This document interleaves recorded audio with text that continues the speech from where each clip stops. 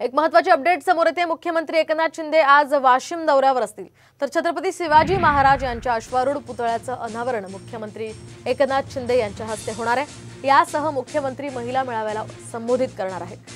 आपण पाहतोय आताची ही महत्त्वाची अपडेट वाशिम मधून आणि याचाच आढावा घेतलाय आमचे प्रतिनिधी मनोज जयस्वाल यांनी। राज्याचे मुख्यमंत्री एकनाथ शिंदे आज वाशिमच्या दौऱ्यावर आहेत। विविध कार्यक्रमाचे आयोजन इथे करण्यात आले आहे। त्याच पार्श्वभूमीवर आज महिला मेळावा सुद्धा घेण्यात येणार आहे आणि त्या कार्यक्रमाची जय्यत तयारी पूर्ण झालेली असून भव्य दिव्य असा हा महिला मेळावा आयोजित करण्यात आल्यामुळे नेमके एकनाथ शिंदे तर काय बोलतील याकडे सर्वांचं लक्ष लागलेलं आहे।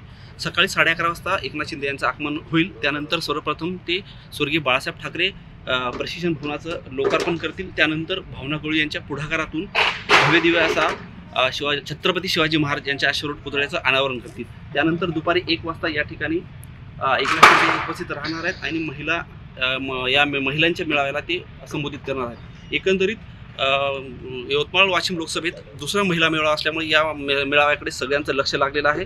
एकंदरीत एकनाथ शिंदे काय बोलतात याकडे सर्वांचं लक्ष लागलेलं आहे। त्यामुळे येत्या लोकसभेत काही घोषणा करतात का किंवा लोकसभेच्या संदर्भात काही बोलतात का याकडे सर्वांचं लक्ष लागलेलं आहे आणि या सर्व कार्यक्रमाची जबाबदारी भावना गवळी यांच्या असल्यामुळे नेमकं ते काय बोलतील याकडे सर्वांचं लक्ष लागलं आहे।